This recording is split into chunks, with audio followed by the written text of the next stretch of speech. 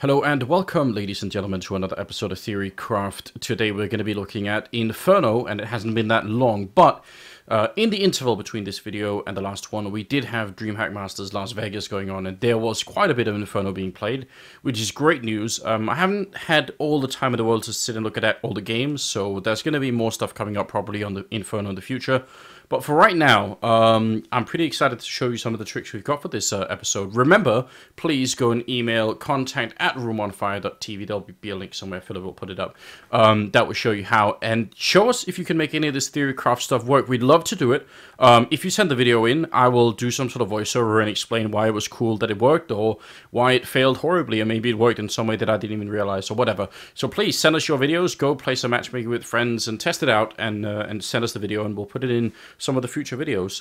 But now, let's head straight into Inferno.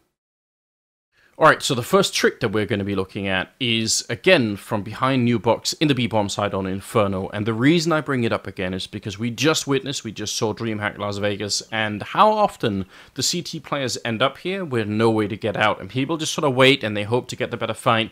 And I think there are some fun flashes that can be thrown from here to optimize your chances of getting out. This one is a pretty simple setup. Doesn't require anything special. That'll be coming in a future video. But basically, you just have to run back. You sort of align yourself with this wooden board that's there. It doesn't have to be very accurate. Just sort of walk into it. Then look up and throw the grenade right at the wooden beam, and it'll bounce back over your head. And the interesting thing here, and the thing you should notice, is that it's only on the way going out that you can see it. On the way back, it's going to be covered by the arch itself, and that means it's actually going to pop on the other side. Now, yeah, if you know this flashbang, then you'll know that that's coming, but most people won't, and that means they will have just a bit of doubt, where is it actually going to go. You can peek on either side of the box, and this works even better if you're holding from, or if they're coming in from construction. So if you're trapped back here from construction, that flashbang is actually going to be pretty hard to see. In slow motion, sure, you can do it, but live in the game, you're probably going to be distracted. And it's an easy setup, and it's better than most of the random pop flashes. Because the problem with pop flashing from behind here is that people can actually see the flashbang going over the box. So if you just try and improvise a pop flash, chances are it won't work anyway. So might as well try it for something that's a bit of a mind game. Definitely try it, check it out, show me how it works. Another fun little trick I'd like to show is just an alternative way to get rid of the player who's playing on coils. This is something that, again, we saw DreamHack was used quite a bit. People play on those coils or on the coffins or whatever we want to call them. And the most common way to deal with that is just to smoke that person away. But let's say you don't have a smoke, but you have an HE grenade instead. There is a way to actually do that. You can jump up on that wall. Again, you don't need to be boosted. You could just jump up there yourself. Then fall back into the corner against the wall, and aim slightly above the white line that's actually on the wall in front of where, again, the sheep, pig, dog, whatever it is. So right above that line, then just walk forward and press the jump throw script key, and that grenade should sail right into the face of anyone who's holding on the other side there. So it's pretty easy, and easy enough setup. Test it out a couple of times so you know the perfect angle for the grenade, but that's an easy 50 damage to anyone who's standing there. This next idea is also a slightly crazy one that I think will really rarely be used, but I wanted to show it anyway just because I think it's such a fun feature of how the map architecture works on this part of the map. So again, we want to try and get rid of the coils player, or the coffins player, on the CT side, and we're coming into top banana, and you need probably 3 people to make this work, because someone has to be there to make sure that you're not just going to get run down. And let's say you do again have a smoke towards CT spawn, so that you have to worry just a bit less about that part of it. Now, the other 2 players will jump up on the sandbags and start to sort of strafe slightly right, and actually you have to strafe all the way off the sandbags until you fall down a notch, just a little ledge there that you're going to fall down on. Once you're down on that one, the bottom player is going to crouch, and the next player will jump up on top of that player. Now, you're not going to get spotted from coffins, I promise you. That the player who's playing there can't see you yet. It's only everyone else you have to worry about, but that player won't be able to see you. Now, once you're up there on top, obviously, bottom player stands up, and you obviously stand up as well. You start to strafe even further right as well, and this is where things become really important. You notice there's that little arch at the doorway on the left-hand side. You need to aim for that. And then there are some bricks. There are sort of 2 sets of bricks, and you name in between those 2 as shown on the video here. What that will do is give you pretty much the perfect lineup to take the shot against anyone who's standing there, but from their point of view, you're going to be coming in at such a weird angle. There's no way that they're going to be looking there. If they're double scoped, which I don't think many players will be, but if they were double scoped on the other side, they can't even see you. If they're single scoped, they're still going to have a pretty hard time dealing with it. Now, you shouldn't be doing this in a in a round where you have all the smokes and everything else. That's just not necessary. But what you could do is try and do it in a round where, let's say you have a deagle or something and you just want to take a quick fight against anyone on that angle. It could be a fun attempt. So definitely try it out. It is on the way crazy side of things, but I think it's worth adding some of that every once in a while. For this particular trick, you just need a flashbang and not much else really. So, and maybe a teammate. At Top Banana again, there's something that we saw a lot at DreamHack, that it was really hard for the CTs to hold this part of it, but that they preferred to hold fairly aggressive. The problem was, they very often got run down, and when they tried to flash their way in, their flashbangs would be not really that good. So here's my take on it. So try and stand at the sandbags again. Your teammate's supposed to be out in front by the wall. He's ready and waiting for you to pop the flashbang, and all you have to do is go for the medium throw. So you aim just at the corner of the roof, and then let go simultaneously of both grenades, or both triggers, sorry. So both them long and short throw at the same time. And that grenade should pop somewhere out in the air. If they're really far back on Banana, then they will have a bit of a chance to turn around. There'll be a slight indication that grenade is coming. Obviously, no sound cue.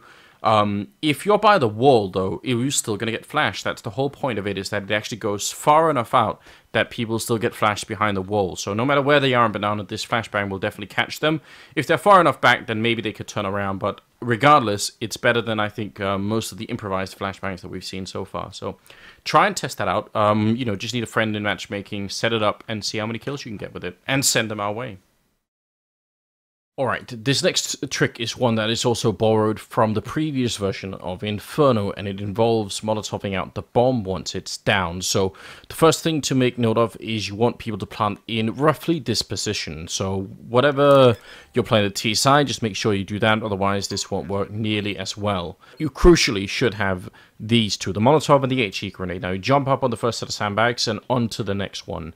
Then just pull out your Molotov, have your friend guarding you if he's still alive. If not, then that's too bad. You've got to go all in. Once you hear the sound of the defumes coming in, you've already pre-aimed this spot on the roof ceiling, as shown right here. And as soon as you throw this grenade, you quickly switch the HE grenade and you throw from the exact same position. It's really easy. It's the simple jump throw. Could do it with the jump script if you got it, but if you don't, then just jump and throw and you really cannot miss it. The idea is, because as most people know by now, if they're already defusing and they've got a kit and their Molotov lands on them, they can just keep defusing and chances are they'll get it. But if you add the HE grenade, they will definitely die before that runs in. So that's the basic idea, basic concept. And this is how to do it. So let me see you try and do that. I'd love to see that tried in a matchmaking game, because I think that's where you have a high chance of making that one work. Alright, this next trick is a slightly more elaborate one, and you're going to need some teammates and some basic understanding of how to attack the B-bomb site on Inferno. So probably at this point you're playing either Global Elite or even more likely ESCA or Face It, or some other pugging system where you play with slightly more skilled individuals, because this will take a bit of coordination. But I think it's worth it. I think it's going to be fun, and it's a bit of a borrowing from what used to be done on the older version of Inferno, but this one is slightly updated, and I think slightly cooler in some way. So I'm going to assume you know how to throw a smoke that lands towards CT spawn. If you don't, there are tons of guides out there that will tell you exactly how to do it. So throw that smoke and make sure no one's boosted up looking over the smoke. Those are the first two, basic principles. Now, after that, you're going to throw the first smoke in the sequence, which involves running back to that wall that's at top of Banana. You look in and you look up into the tree that's there, and you just find the right spot. This can take a bit of getting used to, so I suggest you try it in the server before you actually try and live in the game. But once you've got it down, it's fairly easy. And as you can tell, it'll fly in, hit just above the roof. It'll hit the skybox up there, and when it lands, it should block off on the right, or sorry, on the left-hand side of the fountain itself. That's fully blocked off. That means no one who's hiding new box or anything else can actually see you at all. Got no chance at all. You have to check the orange box when you get into the site, because that's the one place where you don't really have any way to control if anyone is there, unless you throw a Molotov if you want to, but that makes the setup even more elaborate. The second smoke involves locating these wooden boxes that are on the ground, and just find the right spot on the ground. I've shown it here. It's sort of a little white strip. Shouldn't be that difficult. Aim up right above the roof, where the roof tile is, and you can see where my lineup is, and then just a single click, so nothing fancy to it. No difficult, jump throws or anything else like that. And this one, that's going to land at the edge of the fountain, and this is really critical. And I'll show you why, because once we get to the third smoke in the sequence, which is by the wood stacks, where you just sort of back up, you have to go a level up, you sort of, you can feel the model going up a bit. Once you're up there, you aim for the tree, this part of the tree at the center of the crosshair, and then a bit up so that you're sort of aligned with this part of the tree. Again, this isn't really that difficult. I know it may seem elaborate, but it's not that much of a difficult smoke to actually land. And it's going to land on top of that coffin by the bomb site. Now, the interesting part is that the two last smokes together, combined, create a wall that you can look under when you're coming in from banana, but the terrorists, or the CT players that are playing inside of the bomb site, they can't really see anything. And that's the whole point. So if they're holding coils, they're going to get smoked off. If they're holding fountain or anywhere else, really, they're going to get smoked off. So there's a perfect wall going on the B-bomb site, but part of the wall is sort of one way. If they really wanted to, they could crouch under, try and look through, and maybe they would have a chance, but you can see them much before they can see you. So I think it's still a worthwhile trade. And the idea, obviously, is that once this wall is down, if they don't move around, which maybe they won't, maybe they just fall back or whatever, you go for the bomb plant. You try and sneak in, get that bomb plant down, and make sure that you can try and win the round based on it. So yeah, the wall of smokes is not the first time that anyone's come up with that, but I think the one-way approach is fairly interesting. So definitely try that out. I would love to see it tried at some point. We'll see how it works.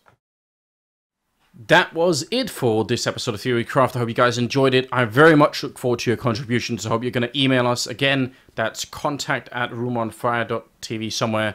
Definitely do that. Whatever grenades you make work, I'd love to see it. And of course, we'll put them in future episodes. So give us some stuff to look over, and it's going to be exciting. Thank you so much for watching, and hope you guys will subscribe to the channel and share it with your friends and all the rest of it. Definitely appreciate it. Have a good evening.